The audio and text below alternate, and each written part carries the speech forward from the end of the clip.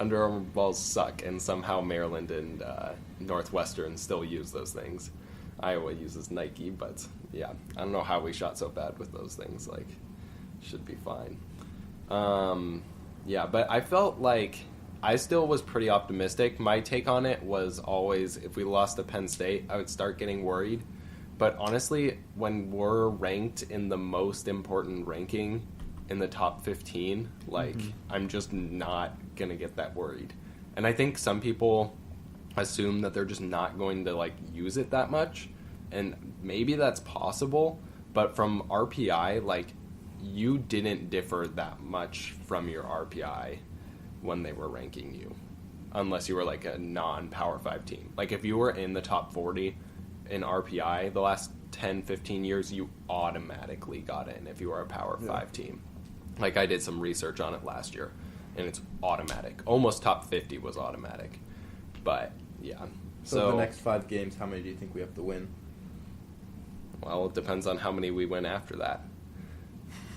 But I'd say, I mean, to still be, like, feeling good, I'd say 2. Yeah. I mean, obviously, I wouldn't be feeling great if we win 2 of the next 5.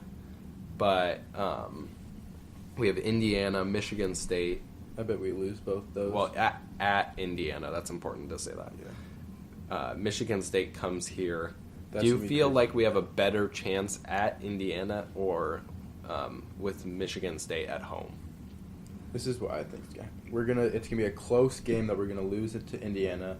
And then for Michigan State, we're either going to win barely or we're going to get beat by 20. I almost feel like the opposite. Really? Like, I feel like Michigan State will be close, but we're going to lose. Just because, like, yeah, I don't know. Another Kansas situation? Yeah, something like that. I mean, they'll kind of, like, take over at the end of the game and get a bunch of offensive rebounds, so or like turn up the pressure on defense. Yeah. Do you think we're going to be up and by we'll Indiana then? I don't know. Indiana is a really interesting game. If you look, like ESPN has like matchup predictor, it says Indiana has a 56% chance of winning, but Michigan State has only a 53% chance of winning.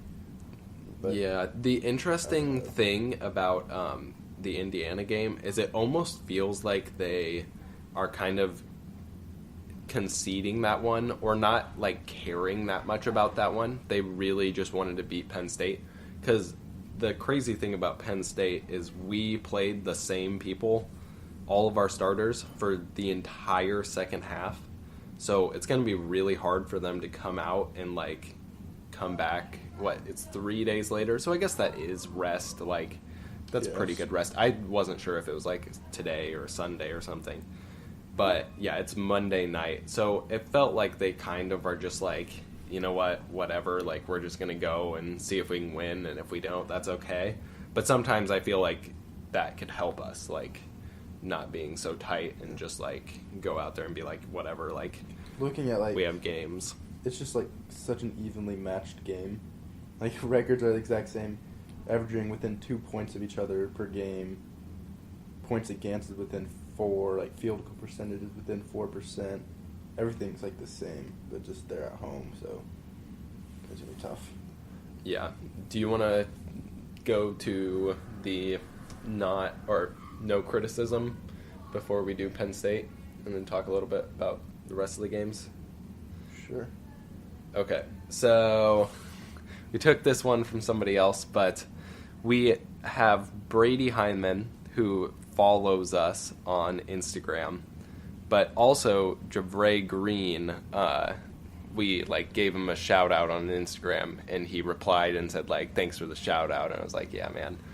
So obviously, we won't be able to criticize one of these players for 6 months because they're just too supportive of the podcast.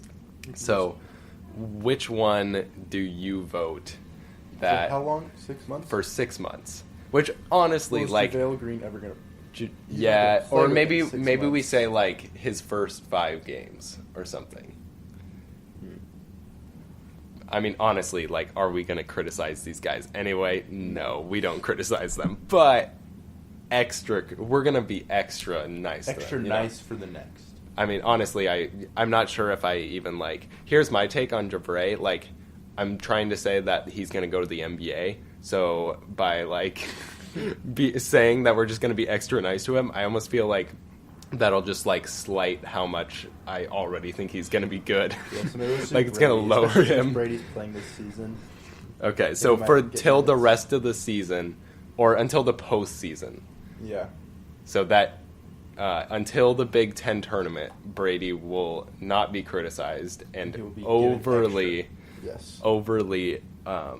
accepted on this. You know, he had a great game, Brady, like especially against Iowa when he didn't play. He posted a picture before the game, and it was like it was a really good picture. He said like home team or something. It was a picture of him scoring. So you know what, like Brady has been excellent, especially in the last few. Maryland. He played 2 minutes against Maryland. How many? An amazing. How many fouls did he get in that? Like 0, probably. I don't think it doesn't even say. Like that's even more impressive. That's great. But okay, so let's go on to Penn State, which like the best player on the team didn't even play, and we still won in that game. It's pretty incredible. So Penn State, yeah, obviously.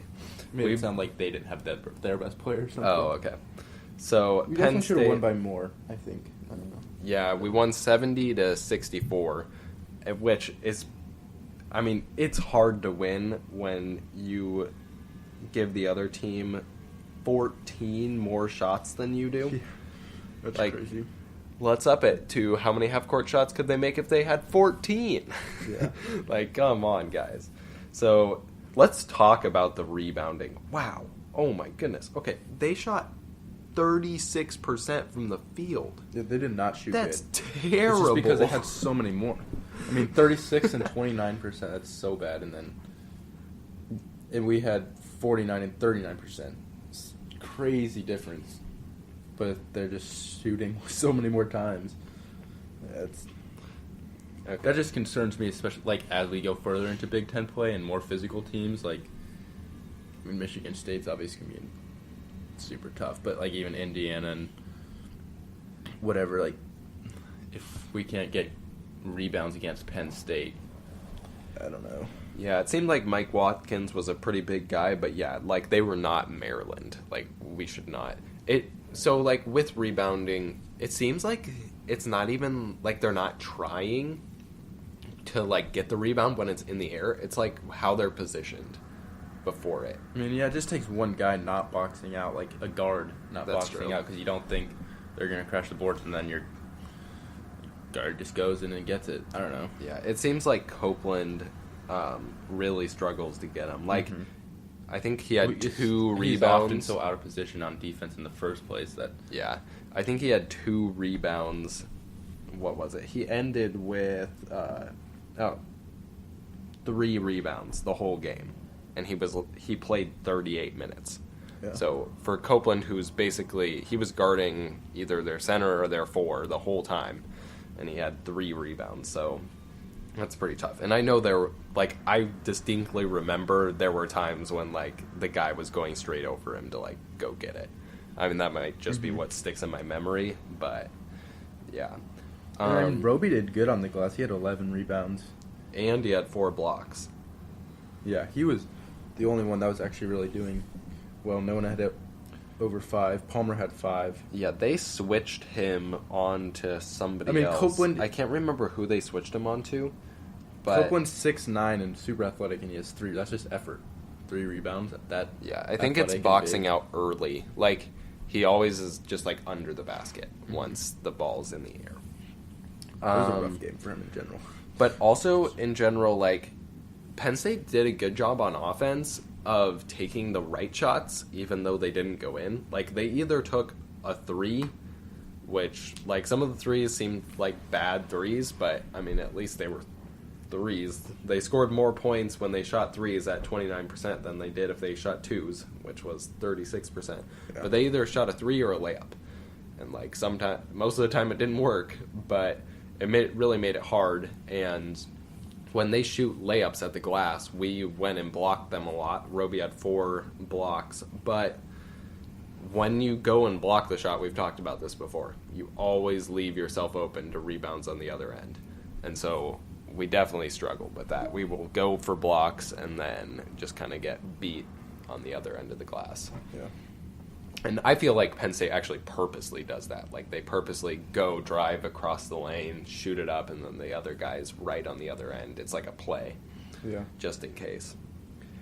Okay, so let's talk offense. So obviously the story of this game was Roby, and his stat line was 38 minutes. He was 8 for 9, 2 for 3 on threes, 4 for 5 on free throws. He had 11 rebounds, including 5 offensive rebounds, 1 assist, 2 steals, 4 blocks, and 4 fouls, with 22 points total. Like, that's a crazy game. To have 4 blocks, 2 steals, 11 rebounds, I mean, that's like...